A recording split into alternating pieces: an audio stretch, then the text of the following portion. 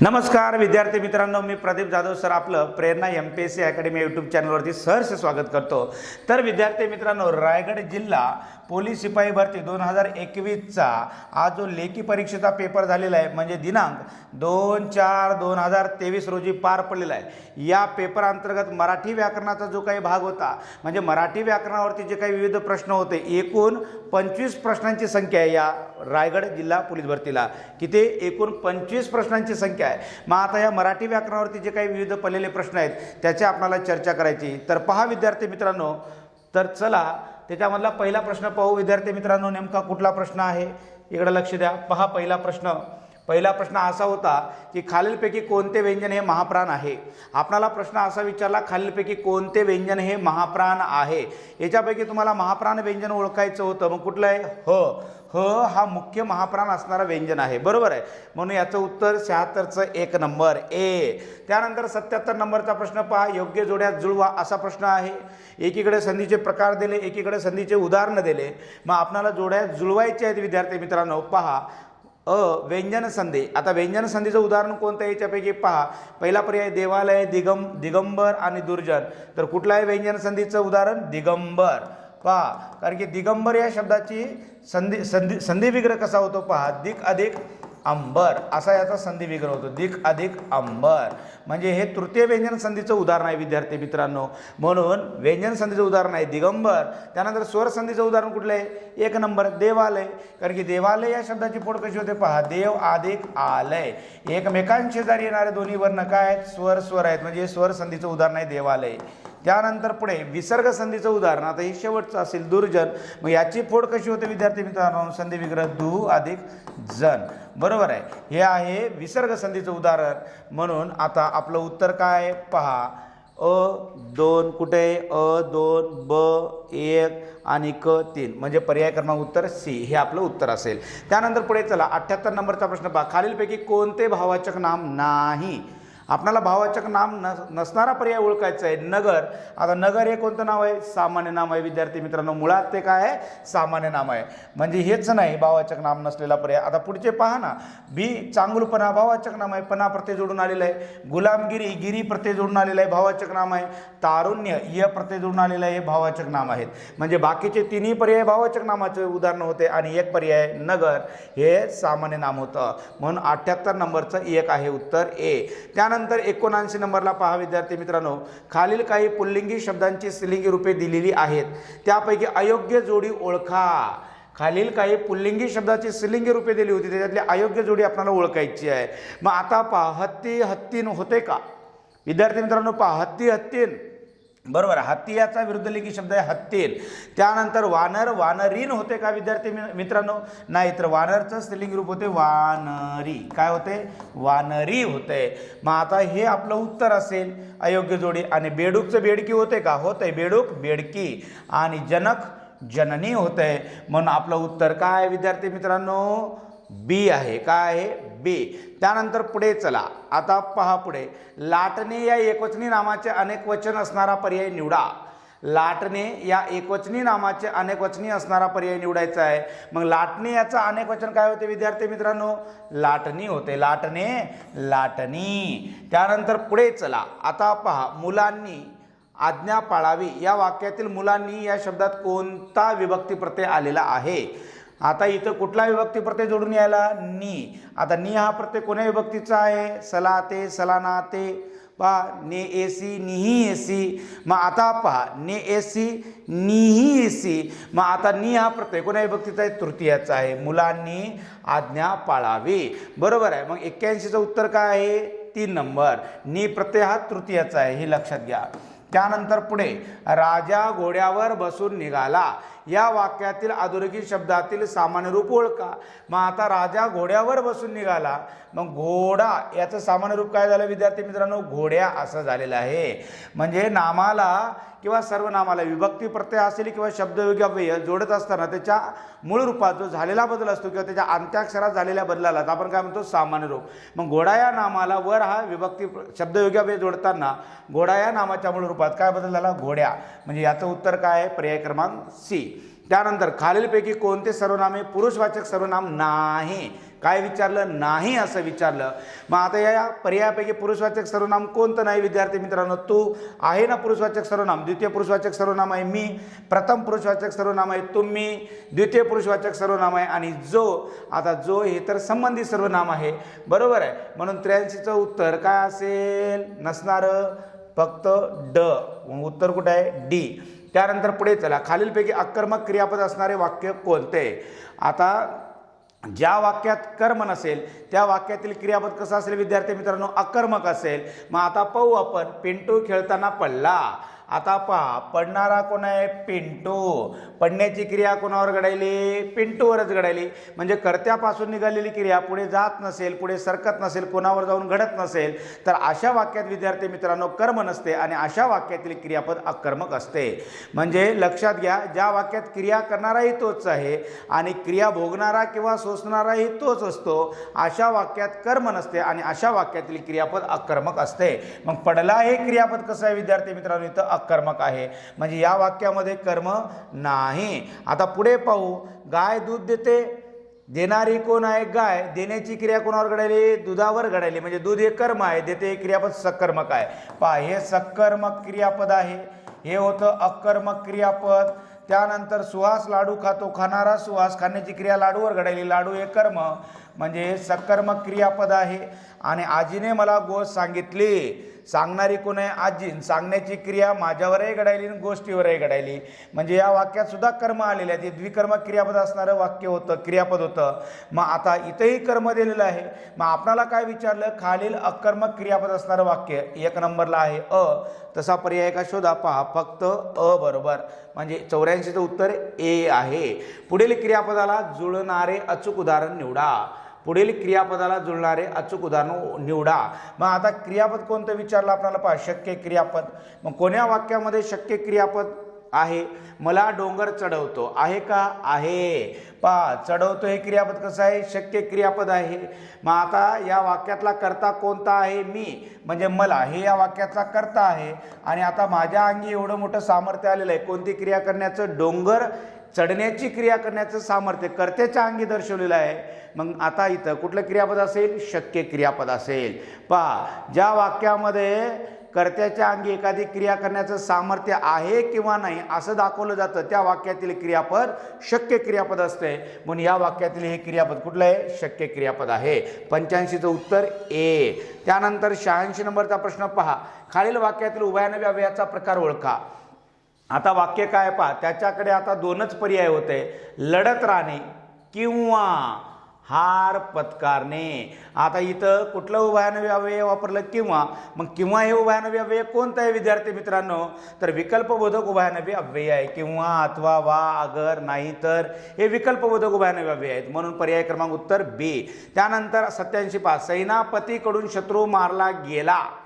सेनापतीकडून शत्रू मारला गेला. वरील वाक्यातील प्रकार ओळखा. आता या वाक्यामध्ये प्रयोग कोणता आहे?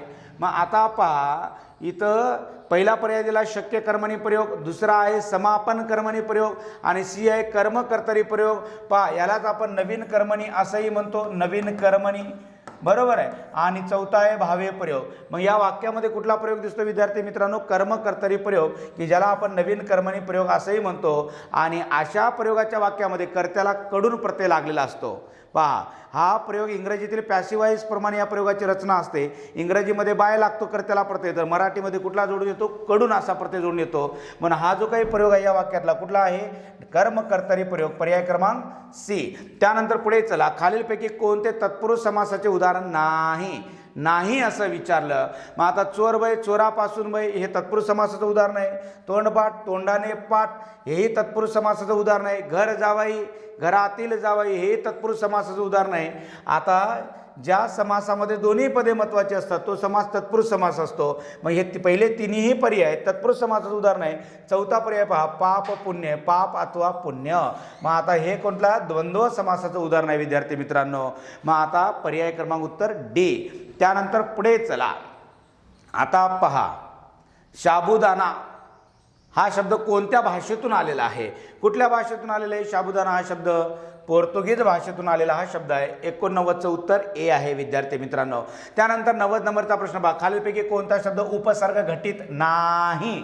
तुम्हाला काय विचारलं ते नीट लक्षात घ्या, आहे की नाही. नाही म्हणून असं विचारलं. आता उपसर्ग घटित नसणारा शब्द ओळखा.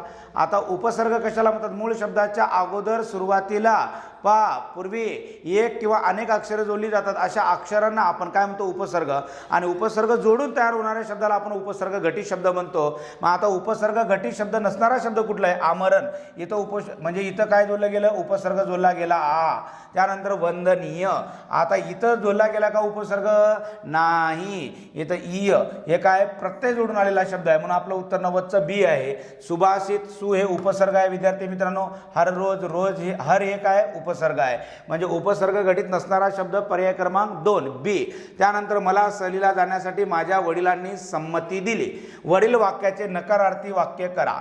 आता हे जे काही दिलेलं वाक्य होतं होकारार्थी, आता आपल्याला नकारार्थी वाक्यात रूपांतर करायचं. करत असताना दोन्ही वाक्याचा अर्थ कायम ठेवावा लागेल, सारखा ठेवावा लागेल. बरोबर आहे. मग आता पहा, पहिल्यांदा मला सहलीला जाण्यासाठी माझ्या वडिलांनी संमती दिली नाही, हे होईल का?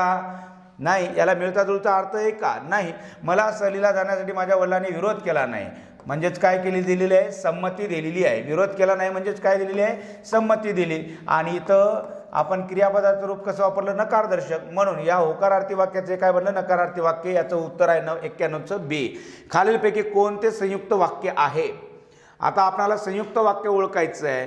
आता इथं काही वाक्य दिलेले आहेत, खाली बहुपर्याय दिलेले आहेत विद्यार्थी मित्रांनो. पहिलं आहे आई बाजारात गेली व भाजीपाला घेऊन आली. आता व हे समुच्चय बोधक उभयान व्यव्यय आहे, आणि समुच्चय बोधक उभयान व्यव्ययाने जोडून तयार होणारं वाक्य कोणतं असते? संयुक्त वाक्य असते. म्हणजे हे संयुक्त वाक्य आहे विद्यार्थी मित्रांनो. त्यानंतर पुढे चला. प्राण गेला तरी 72 पण आता माघार नाही. पहा, आता प्राण गेला तरी 72 पण आता माघार नाही. आता पण हे सुद्धा काय आहे? आता हे पण हे कोणतं उभयान व्यव्यय आहे? न्यूनत्वबोधक उभयान व्यव्यय आहे. पण, परंतु, किंतु. बरोबर आहे. यांनी सुद्धा जोडून तयार होणारे वाक्य कोणते असतात विद्यार्थी मित्रांनो? संयुक्त वाक्यच असतात. त्यानंतर हे सुद्धा वाक्य संयुक्त वाक्य आहे. पाऊस पडत होता म्हणून मला शाळेत जायला उशीर झाला. त्याचा परिणाम काय झाला? मला शाळेत जायला उशीर झाला. म्हणजे परिणामबोधक उभयान व्यव्ययाने सुद्धा जोडून तयार होणारं वाक्य संयुक्त वाक्य आहे. मग इथं दिलेले तिन्ही वाक्य कोणते वाक्य आहेत? संयुक्त वाक्य आहे. तसा पर्याय का? पहा, आहे अ ब क. सर्वच पर्याय कसे आहेत? बरोबर आहेत. त्यानंतर पुढे चला. खालीलपैकी अभिजात या शब्दाचा समानार्थी शब्द कोणता? मग अभिजात म्हणजे काय? पहा, विकलांग होते का? सभ्य होते का? नवीन होते का? की प्रिय? तर अभिजातचा अर्थ होतो विद्यार्थी मित्रांनो सभ्य. याचं उत्तर 93चं काय? बी. बरोबर आहे. अभिजात म्हणजे उच्च, कुलीन, दर्जेदार, श्रेष्ठ किंवा मग सभ्य असा त्याचा अर्थ होतो. त्यानंतर पहा 94 नंबर. खालील विरुद्धार्थी शब्दाच्या जोडीपैकी अयोग्य जोडी निवडा. आता आपल्याला अयोग्य जोडी निवडायची आहे. आता विरुद्धार्थी शब्दाच्या जोड्या बरोबर असणाऱ्या कोणत्या आहेत? पहा, अभाव, विपुलता. हे बरोबर आहे का? अभाव, विपुलता बरोबर आहे. त्यानंतर उतरण, चढण हे विरुद्धार्थी शब्दाची जोडी आहे. बरोबर आहे. घर कोंबडा म्हणजे घरात बसून राहणारा, भटक्या म्हणजे बाहेर फिरणारा, हेही बरोबरच आहे. त्यानंतर फकीरी आणि दारिद्र्य. आता हे फकीरी आणि दारिद्र्य दोन्ही समानार्थी आहेत ना, म्हणजे हे विरुद्धार्थी शब्दाची जोडी नाही, म्हणजे अयोग्य जोडी हीच आहे विद्यार्थी मित्रांनो. पर्याय क्रमांक उत्तर डी. 94चं डी आहे. त्यानंतर आता पहा 95 नंबरचा प्रश्न काय आहे? विधान 1 आणि विधान 2 असे केलेले आहेत. चांदण्या रात्रीच्या पंधरवाड्याला शुक्ल पक्ष म्हणतात. पहा रे विद्यार्थी मित्रांनो, चांदण्या रात्रीचा पंधरवाडा जो असतो त्याला आपण शुक्ल पक्ष म्हणतो. हे विधान बरोबर आहे. त्यानंतर अंधाऱ्या रात्रीच्या पंधरवाड्याला कृष्ण पक्ष म्हणतात. बरोबर आहे. हे पण विधान कसं आहे विद्यार्थी मित्रांनो? बरोबर आहे. म्हणजे विधान 1 बरोबर आहे, विधान 2 हे सुद्धा बरोबर आहे. मग आता पर्याय पाहू तसे कुठे दिसतात आपल्याला. विधान 1 बरोबर असून विधान 2 हे चूक आहे, हे चुकीचं आहे. विधान 2 बरोबर असून विधान 1 हे चूक आहे, हे चुकीचं आहे. विधान 1 व विधान 2 हे दोन्ही बरोबर आहेत. म्हणजे उत्तर आपलं सी आहे विद्यार्थी मित्रांनो. 95चं सी. तितिक्षा म्हणजे काय? आता तितिक्षा म्हणजे काय? हाल अपेष्टा सहन करण्याचा गुण. हे 96चं उत्तर काय विद्यार्थी मित्रांनो? बी आहे. त्यानंतर पुढे चला 97 नंबर. खिरीत सराटा घालणे. पहा, या वाक्प्रचाराचा अर्थ खालीलपैकी कोणता? मग खिरीत सराटा घालणे म्हणजे एखाद्या चांगल्या कामामध्ये काय आणणे? अडथळा आणणे. बरोबर आहे. मग ए, चांगल्या कामात अडथळा आणणे याचा जवळचा अर्थाचा पर्याय कुठला आहे? ए नंबर. म्हणजे 97चं ए उत्तर असेल विद्यार्थी मित्रांनो. त्यानंतर पुढे चला 98 नंबरचा प्रश्न पहा. कोळशाला आला दर आणि जाळून टाकले घर. या म्हणीचा अर्थ सांगायचा. पहिल्यांदा अर्थ आहे, पहिला पर्याय आहे चांगल्या वस्तूबरोबर क्षुद्र वस्तूंची बरोबरी करणे. आता हे याला मिळता जुळता अर्थ आहे का पहा. दुसरा आहे नको तेथे नको ती गोष्ट करणे. त्यानंतर पहा शी तात्पुरत्या फायद्याचा विचार करून दूरगामी नुकसानीचा व्यवहार करणे. हे याला मिळता जुळता अर्थ असणाऱ्या हे काय अर्थ असणारा पर्याय आहे. म्हणजे कोळशाला आला दर आणि जाळून टाकले घर या म्हणीचा अर्थ काय होतो, तात्पुरत्या फायद्याचा विचार करून दूरगामी नुकसानीचा व्यवहार करणे. म्हणजे याचं उत्तर 98चं विद्यार्थी मित्रांनो सी आहे. आणि डी पर्याय होता मागून येऊन वरचढ होणे, हे नाही. त्यानंतर पुढे चला 99 नंबरचा प्रश्न पाहता. घरात नाही तीळ अन मिशांना देतो पीळ या म्हणीचा समानार्थी म्हण कोणते पहा. काकेत कळसा गावाला वळसा असं होते का. घरात नाही तीळ आणि मिशाला देतो पीळ. घरात नाही कोल आणि रिकामा डोल म्हणजे रिकाम्या माणसासाठी आलेला हा शब्द आहे. म्हणजे याचा अर्थ तसा होतो. म्हणजे घरात नाही तीळ आणि मिशांना देतो पीळ या म्हणीचा अर्थ विद्यार्थी मित्रांनो हाच होतो. घरात नाही कोल आणि रिकामा डोल. मेल्या म्हशीला मनभर दूध हेही होणार नाही आणि तापल्या तव्यावर पोळी भाजून घेणे हाही होणार नाही. म्हणजे 99चं उत्तर असेल बी. आणि आता शेवटचा प्रश्न पहा. कर या शब्दाच्या निरनिराळ्या अर्थामध्ये खालीलपैकी कोणता अर्थ होत नाही. आता कोणता अर्थ होत नाही. कर या शब्दाच्या निरनिराळ्या अर्थामध्ये कोणता अर्थ होत नाही. म्हणजे शब्द एक पण त्याचे अर्थ अनेक आहेत. मग कर या शब्दाला कोणकोणते अर्थ आहेत विद्यार्थी मित्रांनो पहा. कर म्हणजे हातही होते, बरोबर आहे.